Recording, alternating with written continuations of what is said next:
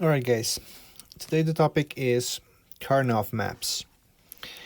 So Karnaugh Maps are just one way that we can, instead of doing what we were doing before in the previous course or the previous videos, where you took one boolean or one circuit and then you calculate the boolean expression and then you get the truth table. What we're going to do is, out of a truth table, be able to get the Boolean expression, and with that Boolean expression be able to build a circuit. So far what we have done is check, for example, we have here the OR gate, right? And this is how we represent the OR gate. We know that the truth table for the OR gate is this. Now what we want to do is take from the truth table, be able to analyze what's the expression and the circuit. So we do know that the OR gate works by having zeros in only the situation with the two inputs are 0, and in the rest we have 1, and we represent that by the OR gate, which is this symbol, right? So that's very simple. I mean, we could, if we have this truth table, we could create this specific circuit or the expression. But if it's a little bit more complex than that, then we might need more tools. The first tool that we can use is called the sum of products. So what the sum of product does is it's going to check in the truth table where are the positions or the inputs where you have a 1 for that. So let's take this truth table for the OR gate and make the expression using the sum of products. So what we have is the second combination. The second combination is the one that has a 1, right? So here we have, when A is 0 and B is 1, we get a 1, right? So when we have an input in 0, then what we assume is that if we make the negative version of that and we make an and, for example, in this case is the negative version of A with the positive version of B would get a 1, right? So that's what we have here. The negative version of A, which is not A, with the positive version of B, which is B, then that's going to be our first one, right? So we're going to be checking this position here. Now the second one is the positive version of A, the negative version of B, it's going to give us another 1. So that's this, positive version of A, negative version of B. And the last one is both positive versions. So the third one here is going to be represented like this, right? Now using using Boolean algebra, we should be able to get the original expression, which is A or B, right? So you can check that using the distributive here, the inverse, the identity, and the commutative, and simplify using the simplification rule, then you can get the original A or B, right? So we could use sum of products, and then we could use Boolean algebra, and we should be able to get a reduced expression, right?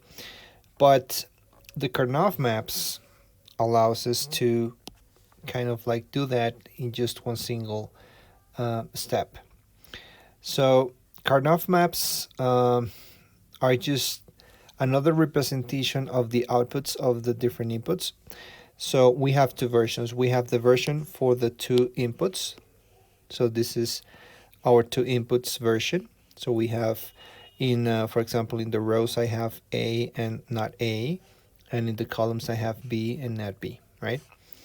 Now what I do is, for example, this is the Karnaugh map for the AND gate. So you know that if we draw the truth table for the AND gate, what we get is this. We have these values, and for the end it's everything 0 but here, right? So let's look how that turns into this Karnaugh map. So the first one, when A is 0 and B is 0, what we do is we put the output in not B, not A. So that's going to be, this is going to be here, right? The A and not B, 0. So A and not B, 0, it's going to be this one, right? And the third one is going to be this one. And the 1, 1, 1 is when we have A and B, we have a 1. So this is the one that we have here, right? So if we were looking at the Karnaugh map to get the expression, what we would check, the question that you check is, what is constant in the variables or in the inputs?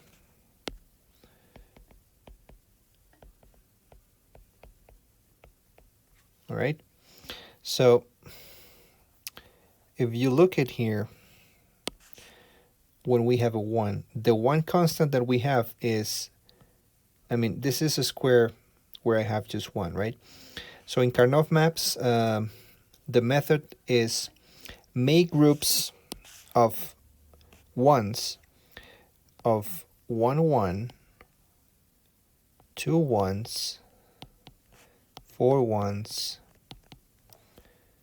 and if that was the case, 8 ones. So these are all powers of 2, right? This is 2 to the power of 0, 2 to the power of 1, to the power of 2, and 2 to the power of 3, right?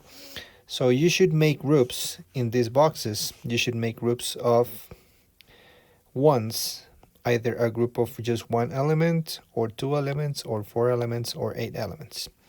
This is going to be more clear when I make the example for the 3 and 4 inputs. In this case, we just have 2 inputs, right? We have A and B. So, as I said, what we have here is that for this one, the only expression that I can have is A and B, right? A and B is 1. Now let's look at A or B to make a little bit more clear what I mean by what is constant. So this is the Karnaugh map for A or B. And what we have is that I can make 2 groups, right? I can make the first group, the biggest group that I can make in this column is of 2 ones, right? Oh, and that's another thing. You need to try to find the biggest group. If you find the biggest group, the expression is going to be simpler. You're going to see why. So here, what I have in this Karnaugh map is I have ones here, right, in this green square, and that's the biggest square that I can make having ones, right? Is the biggest square that I can make having ones, or the biggest rectangle that I can make having ones. And I can have just 2 ones, right? There is no way I can have 4 ones here or 8 ones, right? I have just possibility of making this group of 2 and this group of 2, right? So in the first group of 2, the green one, what I have, what is constant? 1 is here and 1 is here. So what is constant is just the A, right? A is here and here. So that means that that group is represented as A. And in the other group, the red one, what is constant? The only constant here is B. So that means that B, in this square, I have A and B, right? And this square, I have not A and B. So in this case, B is the only constant, right? So that means that it's either A or B, right? That's why we have this expression. So it's, I don't know, it's kind of confusing for 2 variables, but for 3 and 4 is going to be a lot simpler. So just bear with me and you'll see it. So let's look at the 3 inputs. So let's say that I have this truth table. I don't know what's the expression that gets me this truth table. I just know the inputs, the A, B, and C. Oops. A, B, and C. And I have the answer, the output, right? So I know that for A0, B0, and C0, I have a 1. For A0, B0, and C1, I have a 0. And this is the truth table. So let's start with the sum of products. So sum of products is just make an expression in those rows where you have 1. So in this first one, what I have is A is 0, B is 0, and C is 0. So if I make not A, not B, and not C, I'm going to get a 1, right? So whenever I find the 0, I use the not version of that variable. And whenever I find a 1, I use the positive version of that variable. So for the third row, I have a 1, right? So I just need to have in mind where I have 1s in sum of products. So this, and this are the ones that I need to check. Let me just make a little highlight on that. So I just need this one, this one, this one, this one, and this one, right? So the expression is for the first, not A, not B, not C. For the second is not A, B, and not C, right? For the third is not A, B, and C. Not A, B, and C. I think you can understand now how it works. And for the sum of products. And for the last one, or the last two, we have A, B, and not C. And for the last, I have A, B, and C, right?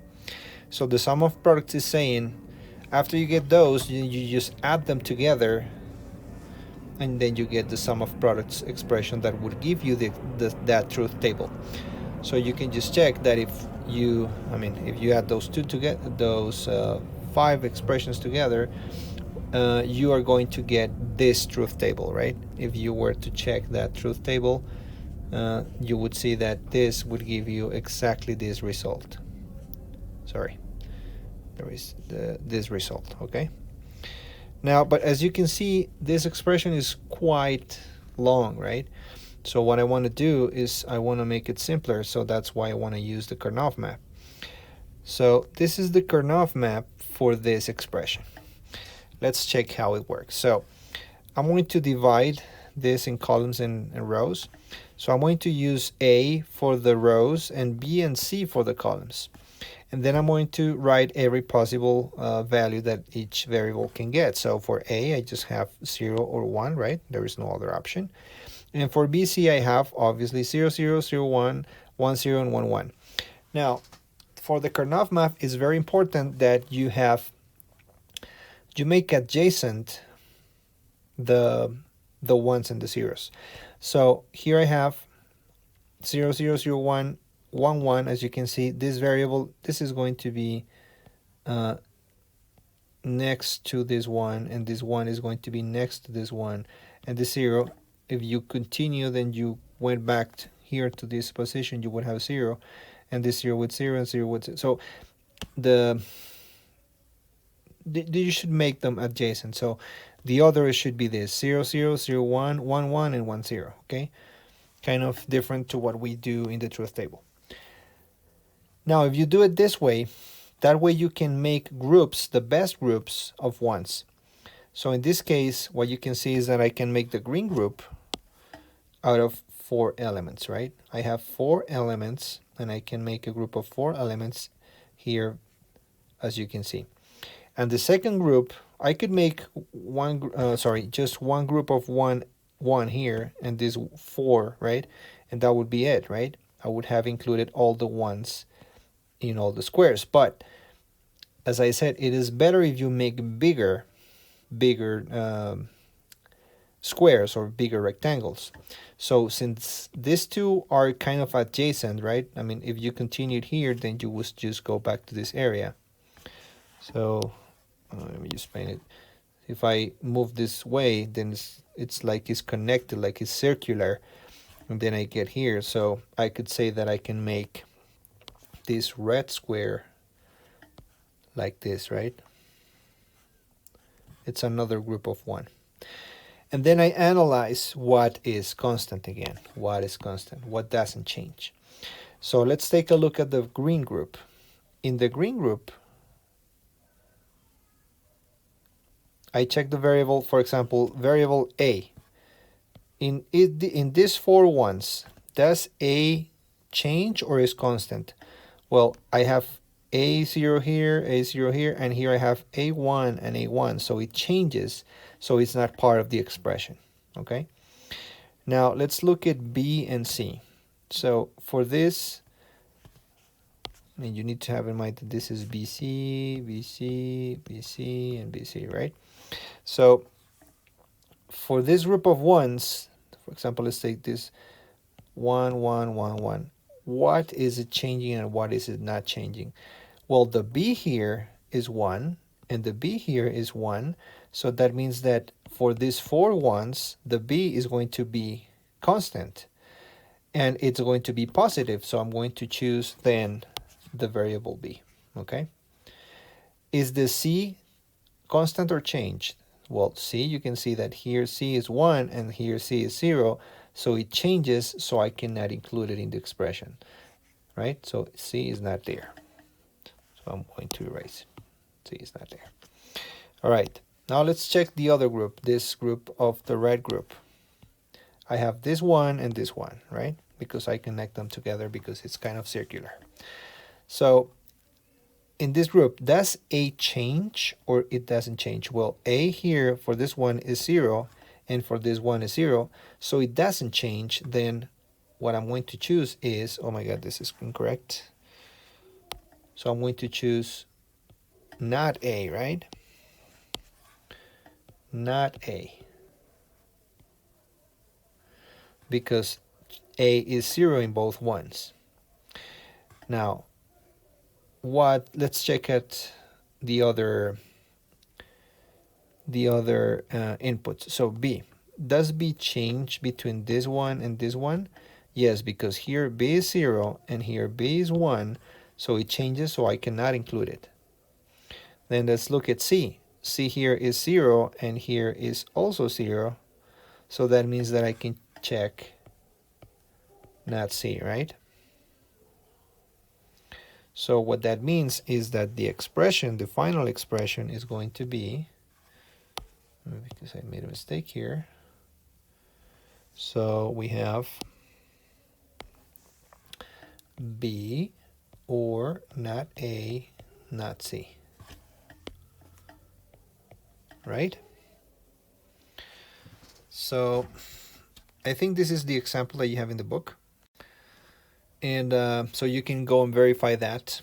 And this is the expression. Now, if you were to simplify this expression using Boolean algebra, you would, if you're good at it, then you're going to get this exact expression. I mean, if you simplify that one up there, you're going to get this one as the minimum expression. All right. Now let's do the four variables one so you can better understand the Karnaugh map method. So in this, let's say that this is the Karnaugh map that I took out of the truth table when you have four options. You have A, B, C, and D, right? So it's going to give you 16 different possibilities. So here, what you can see is that I can make groups of ones, right? So the first group is going to be the green group, right? Where I have 4 ones. I wish I could make 8 ones, but there is no 8 ones here that you can group. Then you have the red one, which has another 4 group. I mean, I could make it 2, but as I said, what you want to do is to make it the biggest that you can. So the red one is going to be a better choice. And that's because if you make a bigger group, then the expression that you get is going to be simpler. It's going to be more simplified. And for the other group, what I can make is this blue one using these 2 adjacent circular. I mean, again, you need to assume that this is circular. So you can make this group here, right? This one and this one. Now you start checking what's constant. So what's constant for the green group of ones? So A, is A constant? Well, you have A0 and A0 for all 4 ones. So not A is going to be the first term, right? Because A is 0, so I need to choose not A. Let's take a look at B. B changes from 0 to 1, so I do not include it here. Then C is 1 here, right? This CD here, CD here, right? And here this is A and B, as you can see it there. So here C is 1 and C is 1, so it doesn't change, so I can include it here, right? So I have now the green term, the green box. Now let's look at the red one. So the red one means, does A change here? Yes, it changes, right? For the 4 numbers, it changes from 0 to 1. B does not change, and it's positive, so I choose this term. C, well, C is 1 and 1, so it doesn't change, and it's positive, so I choose this term. So this is my red term, right? And then the last one, which is this blue one. The blue one is going to be, first I check what repeats, right? So let's check for A in this number and this number. So A is here 0 and here is 1, so I cannot include it. B is 0 here and 0 here, so I can include it as B, not B, sorry. The third variable, C, so we have C here, 0 here, and in this number I have also C 0, so I can include it here. And the same for the 0 here and 0 here, right? And this one is 0 and this one is 0, so I can include it here. So this is the blue term. And then I add them together in an OR, and what I have is the smallest expression that I can get, right? So I hope that's clear. So the idea is for you to try and